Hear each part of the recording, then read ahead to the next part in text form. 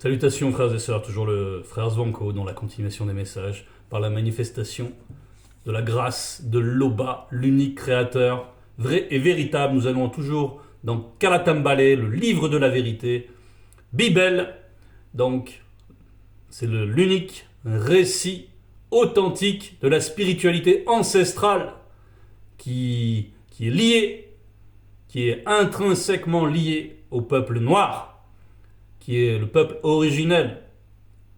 Et la grâce manifestée vient par ce peuple noir également, auquel peuvent s'adjoindre aujourd'hui d'autres races. Mais c'est parce qu'aujourd'hui, il y a le deuxième né de la création. Et la grâce est étendue par sa présence également. Donc, tous ceux qui aiment la vérité et la justice viennent aujourd'hui à Zululassan. Tous ceux qui n'aiment pas la justice, tous ceux qui aiment le mensonge, qui aiment leur tradition, qui ont des intérêts, qui aiment la gloire des hommes, tous ceux-là, eux, ils restent dans leur religion, ils se construisent de faux raisonnements pour justifier toutes les abominations de leur religion, toutes les injustices, toutes les impuretés, et ils se nourrissent d'excréments spirituels, et ils sont possédés par des démons religieux, et ils restent enfermés dans cet état, parce qu'ils n'ont pas l'amour de la vérité, sans quoi, comme nous l'avons dit, ils viennent à Zululassan. C'est ainsi. C'est ainsi. C'est pour ça que c'est une période de grâce terrible. La grâce est terrible, oui. Bien. Aujourd'hui donc, on va dans Bialabamunia, au chapitre 22. Bialabamunia, ça correspond à Proverbes dans les Bibles falsifiées. La sagesse, tel est le thème ici. Donc, le Proverbe 22, le passage, on parle de la vie sociale et morale. La vie sociale et morale. Mais on va introduire aussi la notion des proverbes en citant Mutatedi. Mutatedi, chapitre 3, au verset 28, qui dit « L'homme intelligent médite les proverbes. Dans son cœur, une oreille attentive, voilà ce que désire le sage. » Donc l'homme intelligent médite les proverbes dans son cœur. Donc toi, mon frère, toi, ma soeur, si tu aspires à devenir plus intelligent selon le verbe, à être éclairé, à pouvoir te réjouir des délices de l'intellection, eh bien, il faut déjà appliquer son cœur dans cette méditation, dans les proverbes, dans la réflexion. Et demander, bien sûr, tu n'es pas tout seul. Dans ton cœur, bien sûr, tu vas aussi côtoyer le verbe. Et le verbe va t'instruire. Parce que tu recherches sincèrement l'initiation de la sagesse. Et donc, dans ce dialogue avec le verbe, dans cette réflexion, il va y avoir de l'éclairage et même des révélations. Quand tu persévères, bien sûr, il y a des fruits qui sont destinés à ceux qui vraiment s'investissent dans l'initiation de la sagesse interdite. Eh bien, il y a de nombreux fruits qui leur sont attribués. Voilà. Donc, c'était pour introduire Proverbe, pour dire que Proverbe, voilà, c'est un passage qu'il faut vraiment côtoyer, dont il faut être familier pour grandir dans la sagesse. Et au verset 1 de notre passage thème, il est dit « Une bonne réputation vaut mieux que de grandes richesses. L'estime des autres est préférable à l'or et à l'argent. » Donc d'autres pourraient avoir un avis différent, dire « Mais moi je préfère la richesse, l'estime des autres, qu'est-ce que j'en ai à faire ?» Oui, mais ça c'est un raisonnement qui a une courte vue. C'est pas un raisonnement à long terme. Ce n'est pas un raisonnement qui est intelligent, justement. C'est-à-dire qu'il n'y a pas la profondeur dans le raisonnement. C'est juste l'approche immédiate de ce qu'on convoite, la richesse, et le reste, on s'en contrefiche. Mais non, c'est pas comme ça. Pourquoi ? Parce que la réputation, par exemple, si vous allez dans le milieu des affaires, alors mettons, celui qui veut juste la richesse, il arrive, il fait un gros coup, il arnaque tout le monde, il paye pas ses impôts, il s'enfuit, et lui, il est sûr qu'il va réchapper. Mais qu'est-ce qu'il fait par là même ? En fait, il a détruit sa réputation pour toujours dans le milieu des affaires. Il aurait pu devenir un homme d'affaires avec une réputation, parce que dans le milieu des affaires, ce qui compte, c'est d'avoir une bonne réputation, d'être quelqu'un de fiable, qui honore ses engagements, qui, euh, qui voilà, sait trouver des compromis, qui a un certain talent pour les affaires, mais qui déjà honore ses engagements. Et si tu n'honores pas tes engagements, tu détruis ta réputation et tu ne feras plus jamais d'affaires. Et donc ton petit pécule avec lequel tu es parti, peut-être à l'étranger, pour échapper au fisc, pour échapper... Mais si on te retrouve, on va tout te prendre. Et tu vas te retrouver en prison, et tu vas te retrouver dans des tourments, et tu seras dépouillé en plus. Donc, mauvais calcul. Mauvaise estimation. Donc la réputation, oui, vaut mieux que de grandes richesses. Et l'estime des autres est préférable à l'or et à l'argent. On nous demande, bien sûr, l'estime des autres, c'est surtout l'estime de ceux qui sont connus, de ceux qui suivent les enseignements que nous devons rechercher. Celle-là, elle a une grande valeur. Comment on est perçu. Mais attention, pas par rapport à la gloire des hommes, parce qu'on peut aussi transposer un besoin de reconnaissance selon la gloire des hommes à l'intérieur de la bergerie. Et ça, il faut bien s'en garder. Il faut... non, ce n'est pas cela. Il ne faut pas chercher à briller à leurs yeux, non. Il faut chercher à être utile à leurs yeux. Et c'est cette utilité qui nous fera briller. Et dans cette utilité, il y a l'action du Verbe en nous. Et c'est ça qui va, qui va nous rendre estimables aux yeux de nos proches, de nos prochains. Aime ton prochain comme toi-même. Donc, c'est en se rendant utile qu'on aime son prochain selon l'action, n'est-ce pas?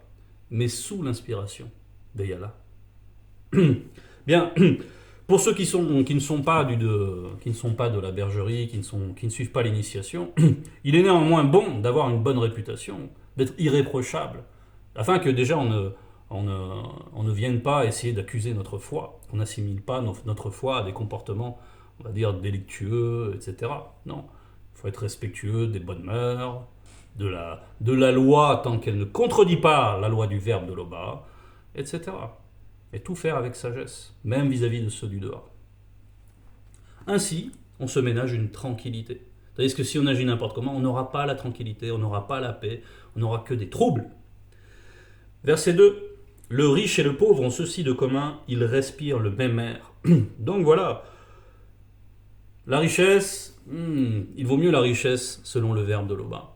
Parce que le riche comme le pauvre, ils respirent le même air, c'est-à-dire qu'ils dépendent néanmoins des mêmes contingences, ces contingences que le Verbe a mis en place. Donc, même si, bien sûr, la mort est venue avec la chute, mais tout ceci est encore sous le contrôle du Verbe. Donc,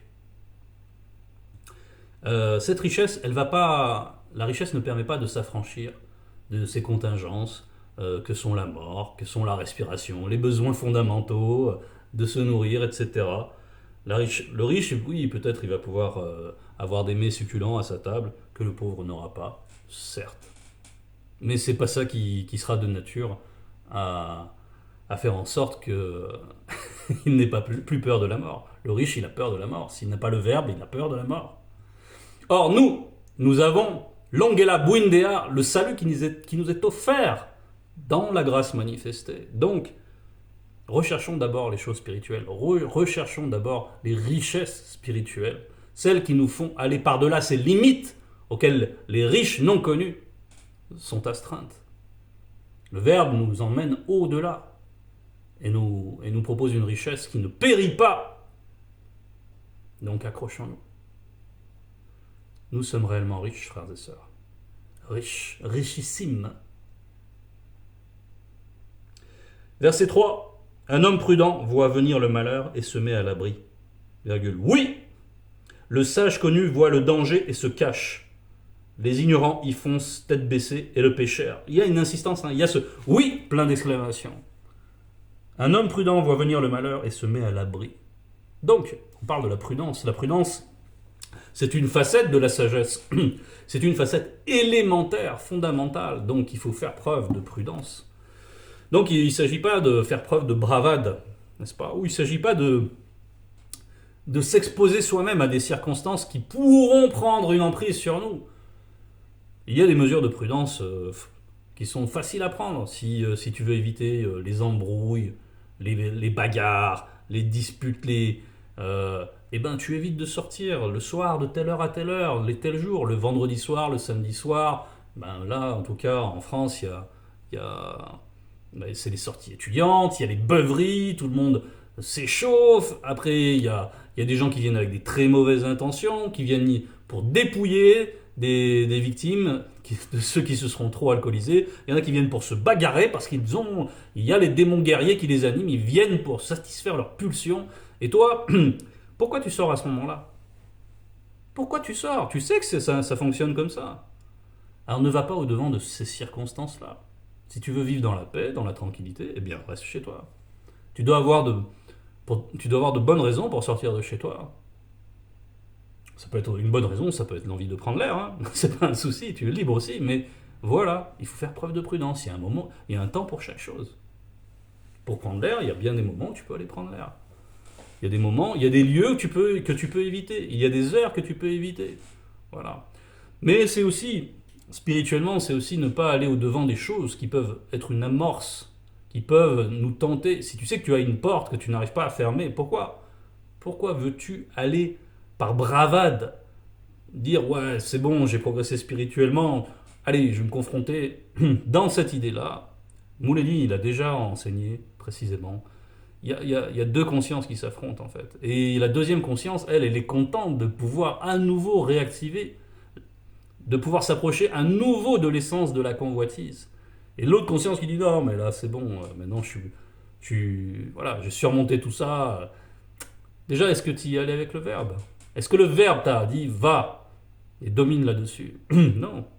Là, ce que nous dit le verbe, présentement, nous qui sommes en cours d'initiation, ayons cette humilité et réfugions-nous dans la sagesse. Et la sagesse, ici, nous instruit à éviter ces circonstances, à ne pas se mettre volontairement dans une situation qui pourra nous faire chuter. Bien, les ignorants, ils foncent tête baissée, et le pécheur. Bon, les ignorants, ils sont légion. Et souvent, les plus ignorants de tous, ce sont ceux qui croient savoir, mais qui sont dénués de spiritualité authentique. Verset 4, l'homme humble se soumet au verbe de Loba. Il est récompensé par la prospérité, la considération et une longue existence. L'homme humble se soumet au verbe de Loba. C'est l'humilité. Et après, on nous parle de ce qui suit par rapport à cette humilité, c'est-à-dire la prospérité, la considération, c'est donc la réputation. Donc dans la prospérité, c'est pas forcément d'être riche, très très riche, mais c'est d'être à l'aise, d'avoir une aisance, d'être dans la tranquillité. On se soucie pas des choses qu'on a, on mange, on a la joie en route, et notre chemin est paisible. Bien, ça c'est le bonheur. On n'a pas besoin d'être riche selon le visible pour être heureux. Non, on a besoin de ne pas être dans le souci par rapport à ces choses. Mais quoi qu'il en soit, il ne faut pas se soucier de ces choses-là parce que le Verbe pourvoit à nos besoins de toutes les manières. Même si toi, frère, sœur, tu passes des moments difficiles parce que matériellement il y a des factures, manifeste la confiance. Le Verbe ne permettra pas que tu te retrouves SDF. Non. Puis il y a aussi la solidarité dans les bassis. Il y a plein de choses qui peuvent se mettre en œuvre. Non, n'aie crainte. Mais on nous parle ici de l'homme humble, c'est donc l'homme humble, c'est l'humilité spirituelle, ce n'est pas l'obséquiosité des religieux, dans certaines religieux, l'obséquiosité où ils rampent au sol, où ils aiment être traités comme des paillassons, où ils manifestent, surtout les catholiques, là, où ils manifestent ce comportement-là qui est méprisé.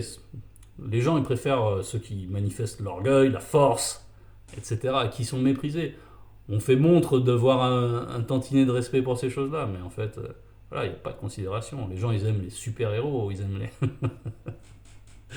ils aiment des choses de vanité encore, mais voilà. En tout cas, l'humilité spirituelle n'a rien à voir avec cela. L'humilité spirituelle, il y a la gloire qui est attachée à cette humilité. Il y a simplement l'amour du verbe de Loba. Il y a cette intimité dans le verbe. Il y a la vie spirituelle Et ça, c'est une vibration. Et ça, c'est une puissance. Donc, voilà, à ne pas confondre avec les gesticulations des religieux. Verset 5. Une conduite tortueuse comporte tant d'épines et de pièges qu'il faut s'en écarter si l'on tient à la vie. Bon, une conduite tortueuse, qu'est-ce que c'est? C'est une conduite mensongère. C'est une conduite qui n'est pas conforme à la droiture, qui n'est pas conforme à la loi du verbe de Loba. C'est quelque chose c'est quelque chose qui, on nous parle de tant d'épines et tant de pièges, c'est quelque chose qui cherche à quand même coller à une certaine devanture, à une certaine image d'obéissance, mais qui en fait n'est qu'un vernis derrière lequel se cache tout ce qu'il y a à cacher, tout ce qui est honteux, c'est-à-dire le péché. Bien. Et ce n'est pas ainsi que nous devons avancer, bien entendu, parce que si on dit qu'il faut s'en écarter si l'on tient à la vie, donc si tu penses que tu es en passe d'être sur deux routes à la fois, eh bien, reviens vite. Et toujours ce réflexe de vite revenir, repens-toi et reviens vite sur le chemin de l'excellence. Voilà. Et ne te conforte pas à te dire voilà, je ne suis pas châtié, bon, c'est qu'il y a tolérance, etc. Non, non, non, non, non. On va lire Mutatedi, chapitre 10, verset 12, qui étaye un peu ce sujet.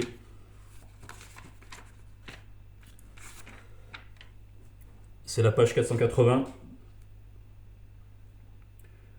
qui nous dit: le commencement de l'orgueil, c'est aussi le péché, et celui qui y persiste provoque un déluge d'abomination, celui qui y persiste. Donc l'orgueil, le commencement de l'orgueil de l'homme, c'est de s'écarter de la loi du verbe de Loba. Ça, c'était le verset 11. Donc, quand tu commences à t'écarter du verbe de Loba, de la loi du verbe de Loba, tu commences à avoir une conduite tortueuse. Et si tu y persistes, on nous parle d'un déluge d'abomination. Comme dans Biala Babounia, on nous parle d'une quantité d'épines et de pièges. Donc, ce qui va en résulter, si tu continues à agir ainsi, eh bien, ce sont des circonstances, des épreuves. Et à force d'épines, à force de pièges, tu peux finir complètement saisi par le monde occulte, possédé. Et voilà. Si cette plante-là, si ces mauvaises semences finissent par s'enraciner dans ton cœur, si la perversité s'enracine dans ton cœur, il n'y aura pas de remède. Donc, hâte-toi, frère, sœur, de sortir de là, si tu es dans telle posture. Hâte-toi. Verset 6, donne de bonnes habitudes selon le verbe à l'enfant dès l'entrée de son existence. Il les conservera jusque dans sa vieillesse. Donc l'initiation, ça commence dès l'entrée de son existence. Et il y a une nuance quand même, là, c'est la précision bibelle. Dès l'entrée de son existence, c'est pas nécessairement la naissance, puisque nous savons que c'est à partir du 6e mois que l'enfant reçoit l'esprit. Et c'est à partir de ce moment-là qu'il est vivant, qu'il existe dans le visible. Donc il est déjà conscient. Donc l'initiation peut commencer là. Comment elle peut commencer? Par des prières, par des louanges, par imposer les mains sur le ventre de sa femme, en priant. Tout ça, ce sont des initiations.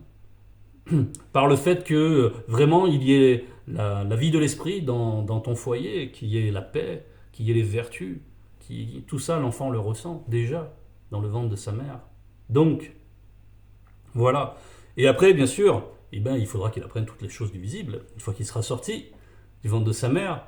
Donc, bien sûr, il y a l'hygiène, il y a toutes ces bonnes habitudes, un bon comportement, dans toute chose, l'initiation.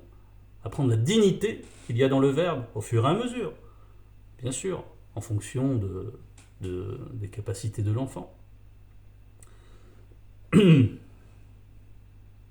On dit il les conservera jusque dans la vieillesse. Bien, bah oui. Pourquoi attendre? Bien sûr, il y a plein de personnes qui pensent que... Beaucoup pensent comme ça hein, dans le monde. Hein, ils mettent leurs enfants devant la télé, ils regardent n'importe quoi, des clips où ils voient toutes sortes de, de folie, quoi. Et les enfants, ils regardent, ils s'abreuvent, et ils les laissent comme ça. Et puis après, ils pensent que l'éducation va commencer plus tard. Mais tout ça, ils se sont nourris, ils se sont alimentés de toutes ces images, de la violence, de la provocation, de l'orgueil, de l'arrogance et tout ça. Ils voient ça comme un modèle. Et toi, ensuite, tu vas vouloir, tu vas vouloir semer dans un champ qui est déjà plein d'épines, de ronces. Et comment tu vas faire? Ça n'a pas de sens. Non, l'initiation, c'est dès le commencement. Voilà. Et au contraire, il faut le préserver de l'initiation du monde occulte, qui passe par tous ces médias, partout. Déjà par l'école, il y a beaucoup de choses qui peuvent passer, mais là, on est obligé de composer, hein, on n'est pas. Voilà. Mais voilà, il faut veiller à ce que ces mauvaises semences ne puissent pas rentrer dans son fort intérieur. Verset 7, le riche a les pauvres en son pouvoir. Ceux qui empruntent sont asservis à leurs créanciers. Bon, là c'est limpide. Hein. Donc, frères et sœurs, il faut tout faire pour ne pas dépendre financièrement d'établissements bancaires. Voilà, il faut tout faire. Tant que faire se peut, il faut essayer de se débrouiller ce qui paraît être une solution, mais qui est une facilité et, et qui est en fait une source après de turpitude. C'est-à-dire qu'après, on n'est plus libre. On n'est plus libre. C'est-à-dire qu'il faut rembourser les traites. Et on a une pression. Et si jamais on ne rembourse pas, on reçoit des lettres d'huissier, des menaces, la justice, on va saisir tes biens, etc., etc.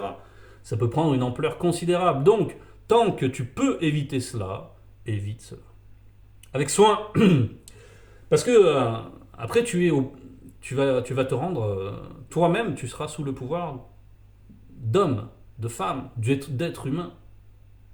Il faut se rappeler comment Tondo, lui, quand il a eu le choix du châtiment, lorsqu'il a fait le recensement, pour ceux qui voudront voir, c'est dans Dinabeba au chapitre 18, page 204. On ne va pas y aller, mais il a eu le choix entre plusieurs châtiments lorsqu'il a fait le recensement. Et il a eu la sagesse de choisir celui qui était infligé par Muniba Beko Kisedi, plutôt que par des hommes ou par des démons. Donc, pourquoi toi tu voudrais volontairement te mettre sous le joug des hommes? Lui, Tondo s'en gardait. Même si les châtiments de Muniba Beko Kisedi peuvent paraître terribles, il sait qu'il y a d'immenses compassions dans le Verbe. Donc, reste sous ce joug-là. Ce joug-là est bienveillant. Quand tu es châtié comme un père châtie son enfant.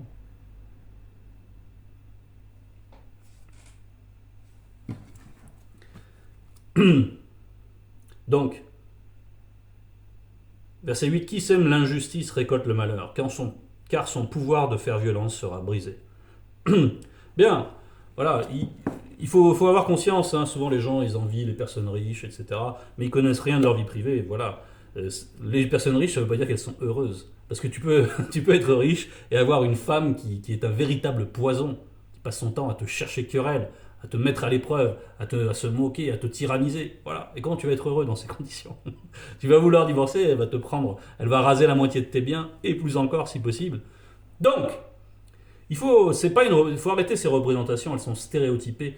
La vérité, c'est Bibel qui nous l'a dit. Il n'y a pas de bonheur pour les injustes. Et gloire à l'Oba qu'il en soit ainsi.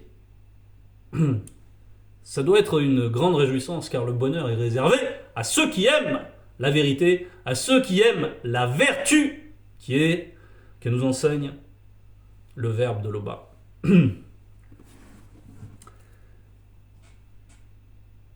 Et ces injustes-là, voilà, ils finiront brisés. Leur pouvoir n'est rien. Les tyrans ont l'air indétrônables et quelques années après, il n'en reste plus rien. Ils sont défaits. Regardez, comme des Saddam Hussein peuvent disparaître brutalement. Et lui, il croyait que, voilà, hein, qu'il était comme un dieu. Alors je prends Saddam Hussein, je peux en prendre plein d'autres.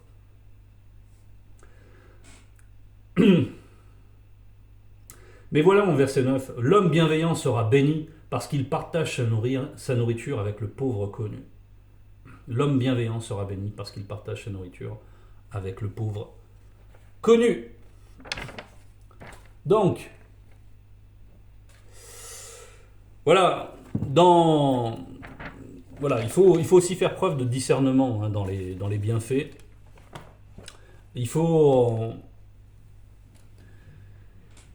On nous parle des pauvres connus, souvent la question ça va être comment je vais discerner qu'un pauvre est connu ou pas. Bon, on n'a pas cet éclairage-là. Néanmoins, lorsque tu donnes, il faut savoir à qui tu donnes. Ça, c'est important. Il faut savoir pourquoi tu donnes, à qui tu donnes, et il faut savoir si cette personne, voilà, elle a pas mérité son sort. Est-ce que cette personne, lorsque tu vas lui donner, elle va bien agir avec. Voilà. Donc déjà, prudence en donnant de l'argent. Si c'est quelqu'un qui est un non-initié, que tu as vraiment envie, parce que il a manifesté un comportement d'humilité peut-être, mais qui n'est pas fin, qui est simple, tu ressens une simplicité chez la personne, tu as envie un petit quelque chose, tu as le droit. Mais là on nous parle ici, l'homme bienveillant sera béni parce qu'il partage sa nourriture avec le pauvre connu. Donc même si tu ne sais pas qui est connu, qui ne l'est pas, le fait d'être conscient des conditions difficiles de ces personnes, c'est une bonne chose. C'est une bonne chose. Ne pas avoir du mépris. Par contre, si la personne, bien sûr, elle est pauvre, mais en plus elle est remplie de malice, elle va venir vers toi avec une humilité feinte en faisant « Oh !» comme si elle n'avait pas mangé depuis 3 jours, alors que nous sommes en France, et que, bon, tout le monde mange à sa faim, hein, pour l'instant en tout cas. Il faut faire preuve de discernement. Il faut faire preuve de discernement.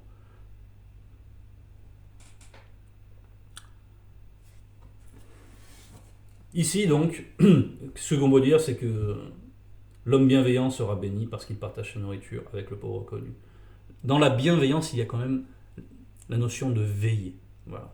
C'est bien de vouloir démontrer la générosité. C'est bien d'avoir la compassion. Mais attention que les sentiments ne te submergent pas au point où tu t'aveugles toi-même. Garde toujours le discernement. Garde toujours l'éclairage du Verbe. Sois toujours conscient de ce que te montre le Verbe à travers cette personne. Verset 10. Chasse les insolents et les disputes cesseront. Ce sera la fin des querelles et des propos méprisants. Donc, là on nous dit, il y a une situation, il y a des disputes, il y a des insolents. Et pour faire cesser tout cela, il faut s'attaquer à la racine des choses. Donc la racine des choses, c'est la cause, on remonte à la cause, il y a quelqu'un qui manifeste un comportement déplacé, irrespectueux, voilà ce qu'est l'insolent, c'est qu'il ne manifeste pas le respect, donc il est en train d'échauffer les autres esprits qui ne reçoivent pas le respect, parce que c'est la dimension du respect, c'est aussi celle de l'esprit. Et ensuite, bien sûr, ça va entraîner de l'indignation, de la colère, des disputes, etc. On est dans un schéma où il faut attaquer le mal à la racine. Et donc là, on nous dit de chasser l'insolent. On va prendre...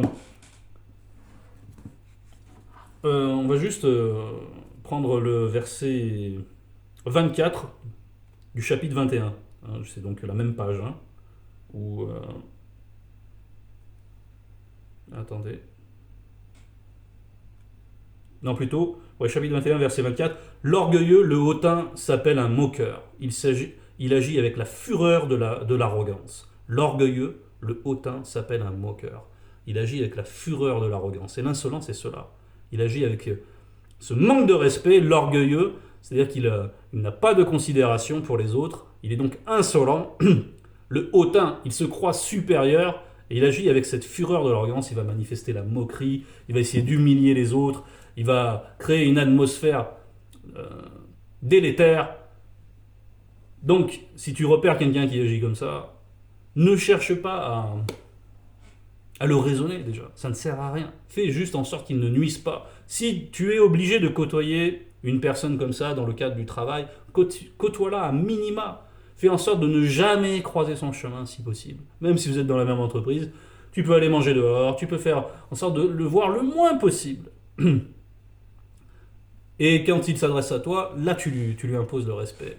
Tu fais attends, même tu peux lui dire, hein, moi je suis pas un tel. Avec moi, tu me montres le respect. Je te laisserai pas passer. Et après le reste du temps, bonjour, au revoir, passe-moi telle chose, terminé. On n'a pas besoin de communiquer. Ça sert à rien. Plus on rentre en communication avec ces personnes, plus eux ils y voient un moyen, une attache, quelque chose pour. Parce qu'ils aiment ça. C'est ce qui fait. C'est ce qui les fait vibrer dans l'existence. C'est avoir de l'emprise sur les gens. Ils croient avoir du pouvoir en cela. Et ça, c'est la seule chose qui leur reste, puisqu'ils n'ont plus de bons sentiments. Donc, voilà. Prendre garde à ce profil. Celui qui aime les intentions pures et les paroles aimables gagne l'amitié du roi initié. Donc, c'est ainsi que nous devons être disposés. C'est avec ce genre de personnes que nous devons prendre attache. Ceux qui ont les intentions pures et qui les aiment, et ensuite qui manifestent l'amabilité. Donc il y a l'intériorité, c'est les intentions pures, et il y a la simplicité qui permet d'extérioriser ces intentions pures, et ça donne l'amabilité. Et tout ça, il y a des propos, l'amabilité, dedans il y a l'amour dans les propos, il y a il y a les vertus du verbe, il y a la paix, il y a la bienveillance, la bonté, etc. Et tout cela, donc on nous parle du roi initié. Pourquoi on nous parle du roi initié? Parce que le roi initié, dans son initiation, il a reçu sa part de tout cela. Une part majeure, bien sûr, puisqu'il est roi initié. Et quand la personne qui manifeste donc ses vertus, etc., qui manifeste ses intentions pures, le roi va reconnaître cette noblesse, parce qu'il est lui-même détenteur de cette noblesse, et il reconnaît une partie de lui-même. Et donc il y a amitié qui se forme avec le roi initié, de manière naturelle, selon le verbe.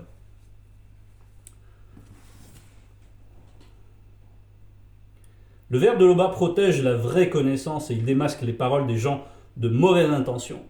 Oui, le verbe de Loba protège la vraie connaissance. Bibel est un labyrinthe pour ceux qui ont de mauvaises intentions qui viennent ici. Ils s'y perdent. Déjà à l'époque, là, tous ceux qui ont trafiqué les Écritures, qui ont fait ces Bibles, qui ont falsifié, ils s'y perdaient eux-mêmes. Il y a plein de choses qui étaient en dehors de leur compréhension. Et ils ont écrit du n'importe quoi selon ce qu'ils pouvaient juste percevoir de l'extérieur. Donc, la connaissance, elle est protégée, n'est-ce pas? Le verbe de Loba protège la vraie connaissance avec un C majuscule et il démasque les paroles des gens de mauvaise intention.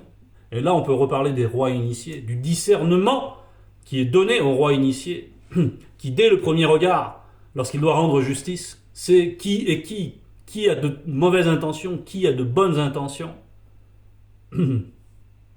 Et ensuite, la justice est rendue par le roi initié. Verset 13. Le paresseux déclare, il y a un lion dehors, je pourrais être tué en pleine rue. Il y a un lion dehors, je pourrais être tué en pleine rue. Alors pour bien comprendre ce paresseux et pourquoi il dit cela, donc il veut pas sortir le paresseux. Le paresseux, par nature, il veut développer le moindre effort, jamais faire. L'idée d'effort, la notion d'effort, l'épuise juste de la concevoir. Donc il fera tout pour ne pas en fournir. Et il préfère utiliser l'abondance de ses paroles pour combler le vide de ses actions. On va aller un petit peu dans Pelabamuniav, verset 26, chapitre 26, verset 16, qui nous dit le paresseux se croit plus sage que sept hommes qui répondent avec bon sens. Le paresseux se croit plus sage. Donc le paresseux, il se croit plus sage que 7 hommes qui répondent avec bon sens. C'est-à-dire que il est orgueilleux, le paresseux. Il est orgueilleux. C'est-à-dire qu'il pense que les gens qui agissent avec diligence, ce sont des gens qui ne sont pas intelligents. Ce sont des gens qui pourraient éviter de faire des efforts et qui ne le font pas. Son raisonnement est déjà perverti. Il a une manière de raisonner qui a pour racine la perversité. Et l'orgueil, voilà le paresseux. Tout ce qu'il couve, c'est tout cela. Donc quand on reprend notre passage thème, Le paresseux déclare: il y a un lion dehors, je pourrais être tué en pleine rue. Il va trouver une abondance de prétextes pour ne rien faire. Il va trouver une abondance de paroles pour ne rien faire. Il va essayer de briller par ses paroles, par des petites pirouettes intellectuelles, mais qui sont vraiment de bas étage en fait, qui n'ont rien à voir avec l'intellection, qui n'ont rien à voir avec le spirituel. Il va vouloir faire son intéressant, etc. Essayer de passer pour savant. Mais tout ça, c'est pour dissimuler la ruse et pour dissimuler la bassesse de ses intentions. Il agit par ruse, il utilise la ruse. Il se croit plus sage, donc il se croit, ça veut dire que c'est dans sa tête à lui. Et tout ça mijote en lui. Il manifeste la malice, la ruse, pour pouvoir ne rien faire, tout simplement, pour pouvoir se reposer. Et il préfère mettre les autres au travail, toujours, toujours, toujours. Ou trouver des prétextes pour dire que ce n'est pas parce qu'il est paresseux, non, c'est parce qu'il est prudent, par exemple. Donc une fausse sagesse. Verset 14. Les paroles séductrices des femmes infidèles constituent un piège redoutable où tombe celui que Mutatedi désapprouve. Bien. Les paroles séductrices des femmes infidèles constituent un piège redoutable. Il y a Biala 7 qui décrit bien cette rencontre avec la femme infidèle. On va juste lire déjà le verset 27. Sa maison, entre parenthèses, corps, c'est le chemin du c'est le chemin de Mundi Makwedi, séjour des morts. Il descend vers les demeures de la mort. Bien. Sa maison, donc son corps, c'est le chemin des morts. Mais on voit aussi comment elle aborde aussi un jeune homme. On nous parle aussi de son attitude parce que la manière dont elle parle, c'est aussi par ses attraits. Il y a un langage dans le mouvement, dans les regards, dans la manière de se trémousser.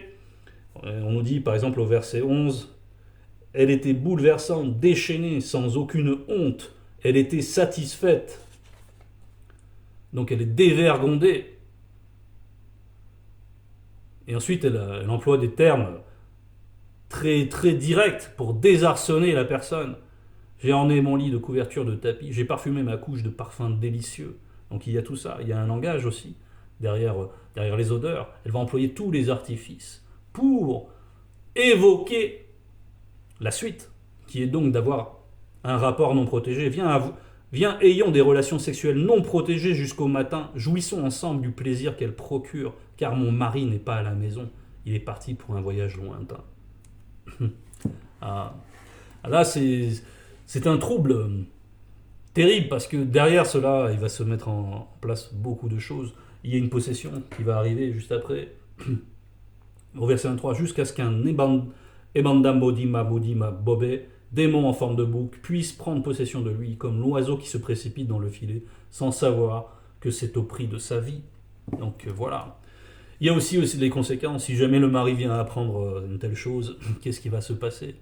La jalousie, elle est sans pitié à ce moment-là. Donc il va exposer, même sa vie terrestre sera exposée. Et ça va le pervertir en lui-même. Il aura honte. Et s'il a honte, cette honte va également le ronger. Bon, je connais quelqu'un dans ma famille charnelle comme ça, qui s'est dégradé physiquement. Il a eu une histoire comme ça avec une femme mariée. Je l'ai vu se décomposer, vraiment. En 5 ans, il en a pris 20. Et même intellectuellement, etc. Enfin, tout est parti en décrépitude. Et c'est vraiment une chose laide à observer. Donc, prenons garde à ce genre de circonstances, frères et sœurs.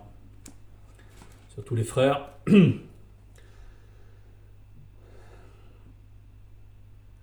Verset 15. Certains enfants sont animés par les démons de distraction, aiment ce qui est déraisonnable. Quelques bonnes corrections selon le verbe les guériront. Bonne correction. Donc déjà il y a la bonne. Selon le verbe les guériront. Donc la correction est vectrice de guérison. Il y a un mal, ton enfant il est constamment distrait, il n'arrive pas à se concentrer, il va falloir que tu le cadres. Il va falloir que tu lui dises c'est ça, et si tu veux ça, il va falloir accomplir telle tâche.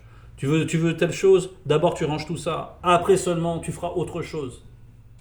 etc. Donc il va falloir instaurer une certaine discipline. Tout ça en fonction de son âge. Quand on parle selon le verbe et qu'on dit bonne, c'est qu'il y a la mesure. C'est que derrière, il y a la bienveillance et il y a la mesure. Et cette correction-là, elle doit être le reflet d'une justice, n'est-ce pas? Et bien sûr, après, il y a la miséricorde. Il faut semer avec justice, récolter avec miséricorde. C'est le meilleur procédé pédagogique. C'est celui qui est employé vis-à-vis de nous dans l'initiation. C'est celui que le Verbe emploie avec nous dans l'initiation. Donc, transposons cela à notre tour. Soyons vecteurs de cela vis-à-vis de nos enfants. Et voilà, la correction, c'est une preuve d'amour, encore une fois. Ceux qui ne châtient pas leurs enfants, ceux qui ne les cadrent pas comme il faut, ceux qui ne leur donnent pas des repères, ceux qui ne leur donnent pas les bonnes habitudes, c'est parce qu'ils sont négligents. Et s'ils sont négligents, c'est qu'ils n'aiment pas réellement leurs enfants, pas comme il se doit. Ils aiment plutôt, ils vont plutôt aimer avoir des câlins que faire en sorte qu'ils deviennent des hommes droits. Parce que si tu aimes ton enfant, tu veux qu'il vive pour l'éternité, tu veux qu'il soit dans l'initiation, dans le Verbe, pour qu'il ait l'ongela buindea, pour qu'il fasse partie du grand œuvre. C'est ça que tu dois voir sur le long terme. Tu dois pas voir le petit bisou, comme ça, qui va lui permettre de continuer à faire n'importe quoi. Toi, tu prends le bisou, tu fais bon, il est quand même gentil, allez, va, fais n'importe quoi. Ça, c'est la faiblesse, c'est la lâcheté. Et ça, ce n'est pas aimer son fils. C'est être faible, c'est être à la merci de cette petite tendresse. Il faut être plus fort que ça. C'est bien la tendresse, il y a un temps pour tout. Hein. Quand tu peux l'avoir, je te dis, hein, après on recueille avec miséricorde, c'est-à-dire qu'il y a les fusions, il y a la tendresse. Mais, d'abord la justice. C'est comme nous, hein. On peut entrer dans le royaume seulement par la justice. Si on veut rentrer dans la dimension de l'amour, c'est par la justice. D'abord, parce que l'amour, c'est... la justice est intrinsèque à l'amour. Sinon, ce n'est que des impressions. Ce n'est que comme les impressions des religieux, qui sont pleins de sensationnisme. Ils pensent avoir des sentiments extrêmes, ils se chauffent les uns les autres, mais tout ça est fictif. Tout ça n'a rien à voir avec l'amour véritable qui est selon le Verbe. Donc, faisons en sorte d'initier nos enfants dans l'amour véritable, selon le Verbe. J'espère que la distinction est bien nette. Voilà. Verset 16. Celui qui fait tort aux pauvres pour s'enrichir, donne aux riches, ne fait que s'appauvrir lui-même. Bon, celui qui fait tort aux pauvres pour s'enrichir, donne aux riches et ne fait que s'appauvrir lui-même. Bien sûr, il s'appauvrit dans le sens où, quand on n'a pas pitié, on a parlé un petit peu de la pitié des pauvres, mais ça c'est une... Déjà les pauvres sont dans une mauvaise situation, dans une situation qui n'est pas agréable, et toi tu viens rajouter des turpitudes dans leur malheur, ou dans leurs afflictions, ou dans leurs difficultés, tu viens encore leur mettre la tête sous l'eau, et pour tout ça, pour collecter un petit bien, un petit pécule. C'est comme les vendeurs de sommeil, comme on dit à Paris, quoi. C'est-à-dire qu'ils mettent des gens, ils profitent de leur faiblesse, ils leur proposent des logements insalubres. Jamais ils mettraient leurs propres enfants dedans. Mais pour les autres, ça ne les dérange pas. Donc là, ils manifestent l'injustice. Et quand on manifeste l'injustice, on est nécessairement pauvre spirituellement. Donc déjà, on est pauvre spirituellement. Mais en plus, là, il nous est dit que ce que tu collectes comme ça, en plus, tu ne pourras même pas en profiter. Parce que c'est une chose de collecter de l'argent. C'en est une autre de pouvoir en profiter. Parce que tu ne sais pas, demain, tu peux être frappé d'une maladie. Et tu vas devoir dilapider tout ton argent chez des médecins pour espérer te maintenir dans cette existence encore un petit peu. Et tu vas dilapider tous tes biens. Tu ne sais pas ce qui peut arriver. Donc, en tout cas, Bible témoigne d'une chose, cette richesse ne profitera pas à la personne qui agit ainsi. Il y a plein de scénarios qu'on pourrait se faire pour envisager comment cette richesse ne lui profitera pas. Mais bref, c'était le message. Laissons-nous imprégner par la sagesse manifestée. Apprenons vraiment, ayons cette intimité avec le Verbe dans notre cœur, les intentions doivent être pures, et avançons dans la sagesse en recueillant ses conseils et en les mettant en œuvre, en reconnaissant à chaque fois les situations par rapport aux enseignements, pour bien gérer et pour être à l'abri dans la forteresse qui est le verbe de Loba. C'était le message. Toute gloire à Loba.